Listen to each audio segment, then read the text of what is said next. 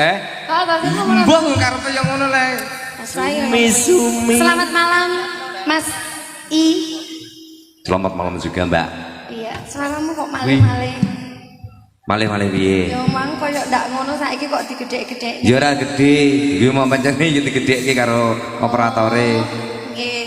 Saya ditunggu siapa? Pak Yanto. Pak Yanto. Pak Yanto selamat malam. Oh alah, layak no kena aku teko iki mbrobol kok kene to Mas aku ndak wet kono. Kok mek nyawang ngono mes-mes.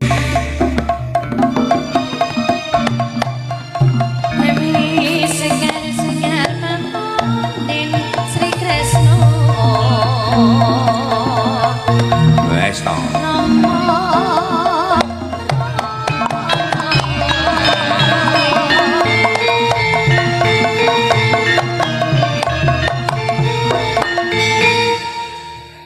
Salaman orang. Selamat malam Joko Bandung. Iya, selamat malam. Jograng. Kita tak ada di. Asik. Aku iki jane iki semune lek kono ki guyu kisin. Iki bocah cilik apa wis tuwa? Maksudnya bocah cilik apa wis tuwa? Ora ndek untu. Maksudnya ngono Mbak Wia balik. Sakjane wis tuwa. Iya. Tapi yo sanceng alah aku bang ngono-ngono. Iya, iya. Belas rapat aku. Kan lek galung asli cilik. Bengkong. Menika Tamtu Roro Jonggrang. Nggih, Roro Jonggrang katisen Mas mangkat. Iya. Jograng ya. Tek kadung munggah aku. Sarang-sarang kalian Mbah Kayin.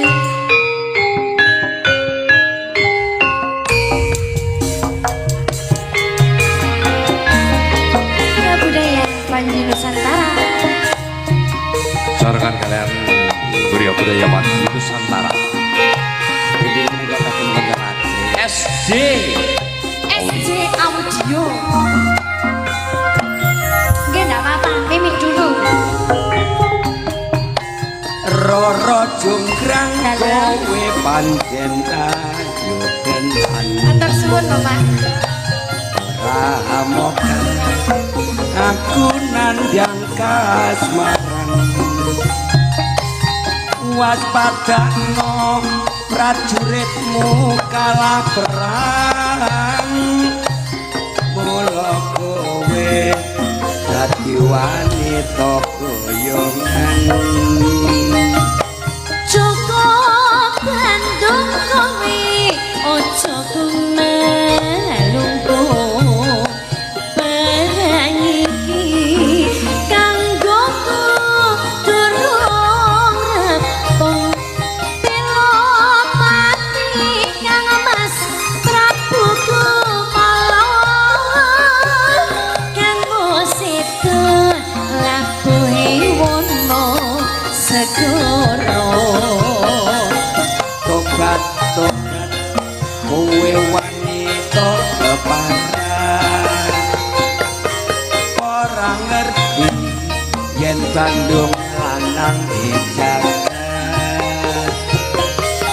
Putra ratu pengging Prabu Damarmoyo. Kuwe ati Sakti Bandung Bondowoso. Roro Jonggrang manurta sun kundur garwa. Joko Bandung aku terpe paponmu anak sewu sewangi kudu dadi. Iya Jonggrang dituruti. Wilujeng dalu Mas Wahyu. Wilujeng dalu. Wilujeng rawuh.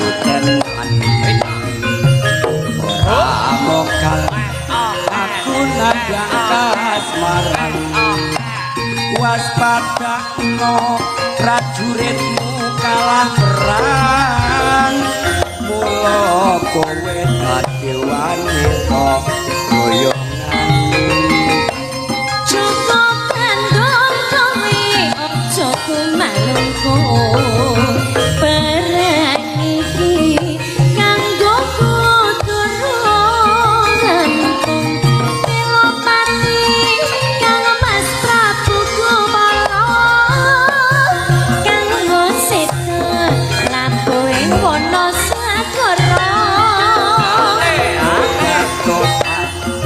kowe wanita keparang ora ngerti yen kandung lanang jantan putra ratu panggih Prabu Damarmaya duwe ati sekti Bandung Bantawasa Rara Jonggrang manut sun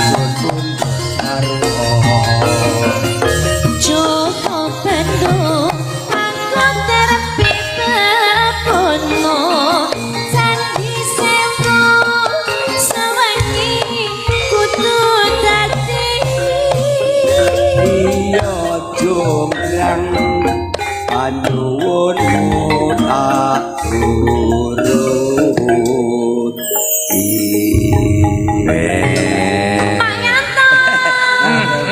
matur suwun sudah makasih ya Pak ya Kuwi gerombolan ngendi to wi? Sayang, Iya, matur suwun Pak Yanto, matur suwun. Nggih. Yo.